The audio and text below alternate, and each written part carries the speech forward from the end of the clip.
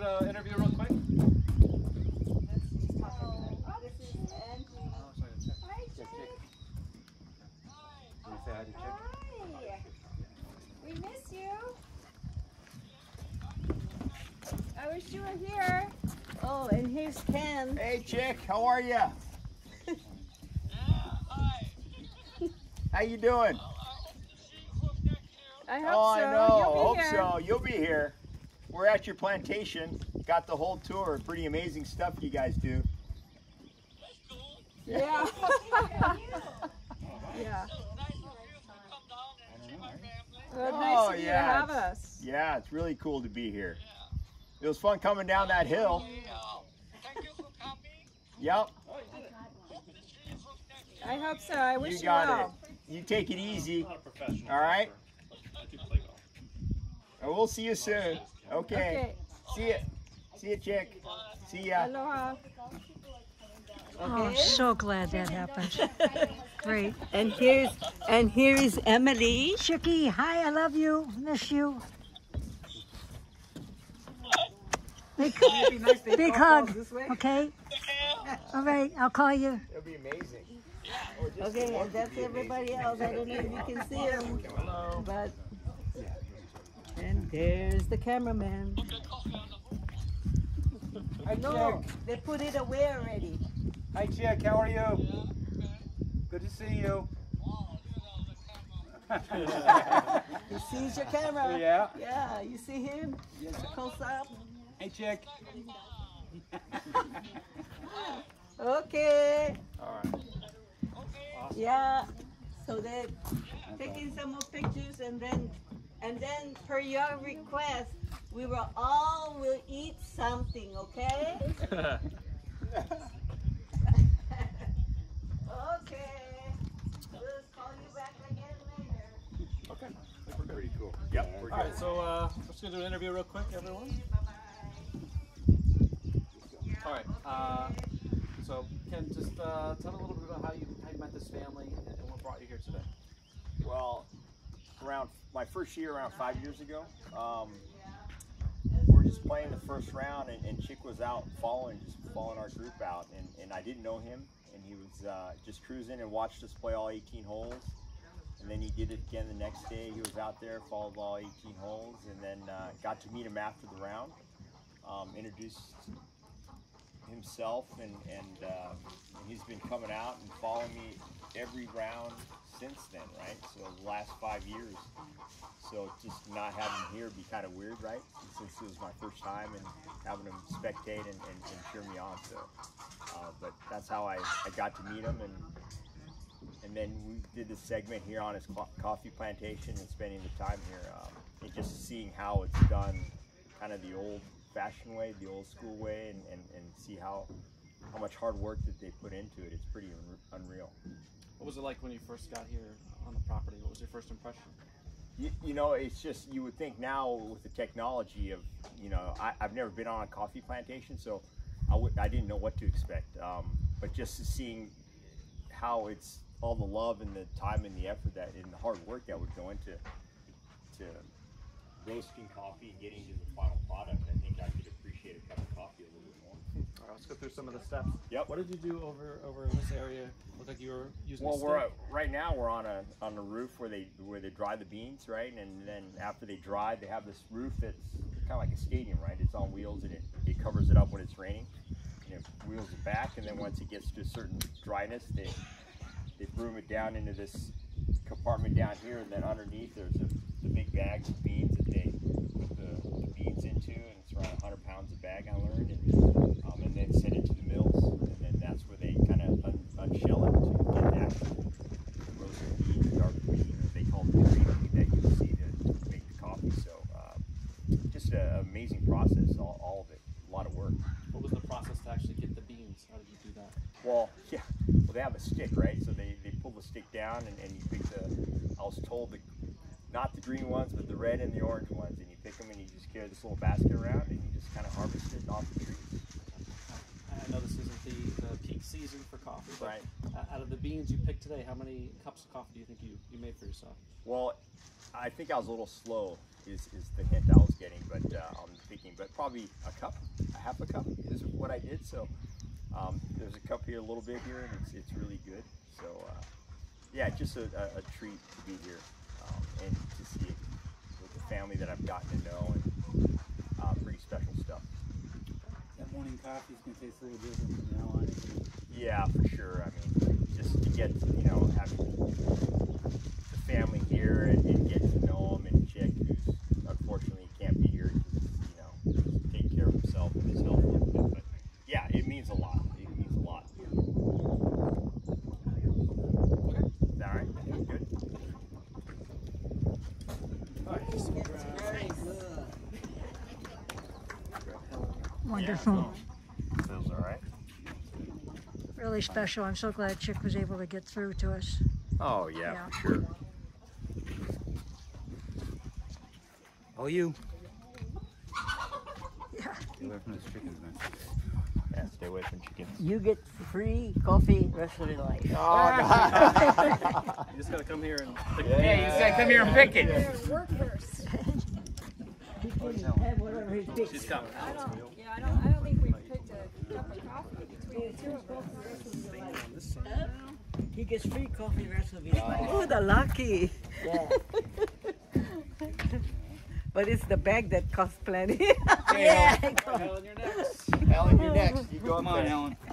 We're going to take this, and you're going to run it up your shirt and bring it up there for me. Just your outer shirt. Easy. Got it. Stand over here. But, shot's gonna stay there. Come quick. Just around the back of you, Helen. Okay. The equipment? That might be cool. How's the light? What are you thinking? Which way? That way back to the Yep, south? we could do that. There we go. All good? I'm going to put you right where Cooper Cup is. Probably gonna stand here. Let's ask you a few questions. You look at me for the answers, just like we're talking back and forth. And then Al may ask some questions as well. I can stand on this side. Take a button. Where's my cap?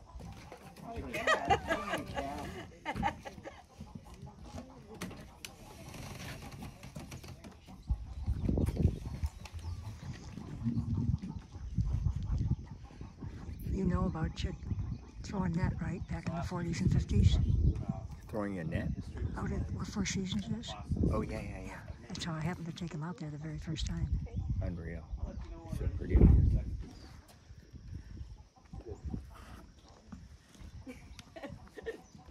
All right, let's start. Just tell me where we are right now. Where are we? We're at the Waiaha River Coffee Company down in Holualoa.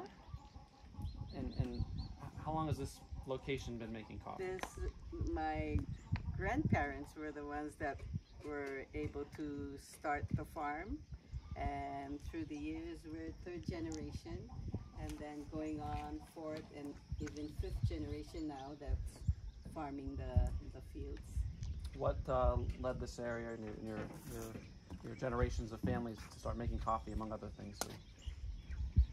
Yeah, with the coffee, of course, we were able, besides drinking coffee, we're fortunate enough to have a company up in Kauai High that makes some Kona coffee brittle and also some Kona coffee glazed nuts, which put Kona on the map. Why is Kona such a popular area for coffee? I think it's the climate and the hardworking immigrants that came to Hawaii that made it possible for all the next generations to come. So take us through the process, kind of like you did with Ken earlier. Let's start with how do you pick the beans? Okay, when the first harvest comes, it's probably about July. Then you'll go through the fields, picking whatever turned red, and about a month after the first harvest, you'll have to go through the whole field again and continuously until peak harvest, which runs probably about October, and then it slopes down again till about December. On the higher slopes, will be about maybe January or February. For us, we just ended the harvest, but fortunately we were able to find some scragglers, so we're able to do some processing today. All right, so is that the first step to take them Yes. off the plant? And then what's the next step after that? After picking the bean, of course, we have to put it through a pulper that would separate the bean from the skin. And with that, we'll wash the coffee and then put it on the drying deck. We use only the natural sunshine to dry our beans because that gives it a special flavor too. And it takes about 2 weeks before it's completely dried. Then we'll take the parchment to the mill to be husked, and then we'll have the green bean for roasting. And of course, after that, voila, you have a cup of coffee. Our coffee is very smooth, and I think the reason for that is because of the time that we take, all the love that we give, that it just have a different, unique flavor of smoothness. What makes this location for harvesting coffee different than some of your huge brands that are out Well, there? in Holualoa, we are so fortunate to have a soil-based farm versus maybe 2 miles down the road will be all rocks, lava rocks or blue rock. But just in this general Waiaha, Holualoa area, we're very fortunate to have soil.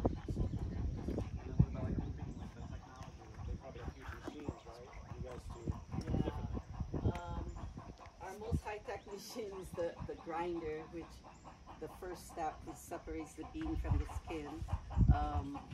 That of course is run through a generator because the surge of the electricity is way too powerful. And everything else on this farm is very manual intensive. Like our drying is only through the sun versus other companies will use a electrical or gas type of dryer. Helen, what's a typical day like when it's main harvest? What time you getting up and what time you going to bed and all that stuff? Usually the hardcore farmers, they'll get up with the roosters and head straight for the fields to harvest. In our situation, we just have to play with the weather because somebody has to come and close our platform during the day if it rains at 11 or 12. I mean, we had several times that the rain just came and went, so we had like 1 inch of rain on the platform. So it's like, okay, we just have to dry everything all over again, you know. So it's like, you just have to play with the weather, and sunrise to sunset, that's the only way you can maintain, because besides the harvesting, you have to maintain your grounds also. So it's like, somebody else, we need some help here. How did Ken do today? Ken did perfect. He can come and help us every year if he wants. I need the help. Thank you. Thank you. Hey, Alan, Let's one more. do one more question. Tell me a little bit about Chick and his involvement here. My brother Chick, he was, after leaving the mainland when he retired, of course in Hawaii you don't have much to do, so he decided to take over the fields, and he's been maintaining from the top to the bottom. Right now we handle about 30 acres, and I don't know how he does it, but unfortunately he took ill just a couple months ago, and I kept seeing the grass taking over everything, so nobody else was around to help. So I just had to kick in, and it's not so easy carrying a pump on your back and kind of, you know, tackling the weeds, but you can't do everything all at once. I mean, you just have to say, today I'm gonna get up, I'm gonna spray poison or whatever, or I feel like picking coffee, so I have to go and pick whatever I can. We don't have any outside help, so it's been very tough, but through dedication and I guess your natural reflexes, it could be done. Okay. Wonderful. Thank you. Okay. That's it. We'll get that microphone off of you. Yep. And how about from all of you? Did you enjoy that? Oh yeah, very much. It's wonderful Love to coming out have here. you get down here and Oh yeah, get the real picture of Yeah. what Chick has done for so many years.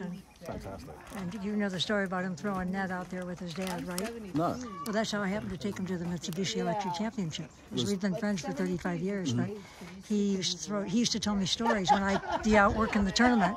He'd say, you know, my dad and I used to throw net out there before Four Seasons was built. That's where they got the fish for their family dinner every night. And I said, Chick, you got to come out to the tournament with me.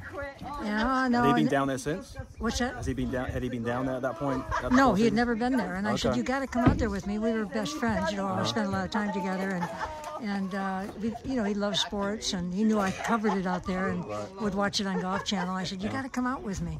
And so the first couple of years, he would hang with me at the media room, and Phil Stambaugh was always great about that. And Phil, in fact, Phil had been down here when he handled the media room.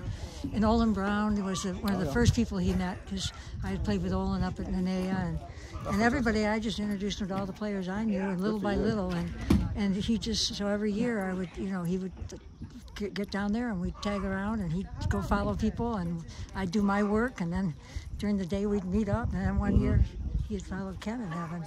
That's great. Yeah. It's a real treat for him to come up here and see it, though. It's a treat for us as Yeah, well, I was so. glad. I mean, it's just for me, it's a blessing to have that piece of another memory of all of us, because I spent so much time with them. Christmas up here, and you know, we've been best friends, all of us, for 35 years. So. You guys work hard, but we're also very lucky because it's such a beautiful spot. But when Al said he was coming out, I was so happy. I was so happy.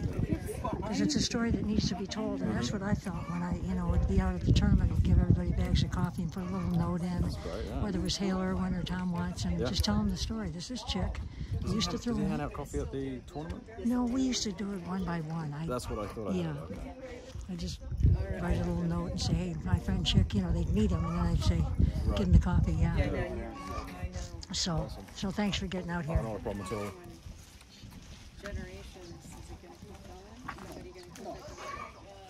It's great. You guys liking what you got? Ben?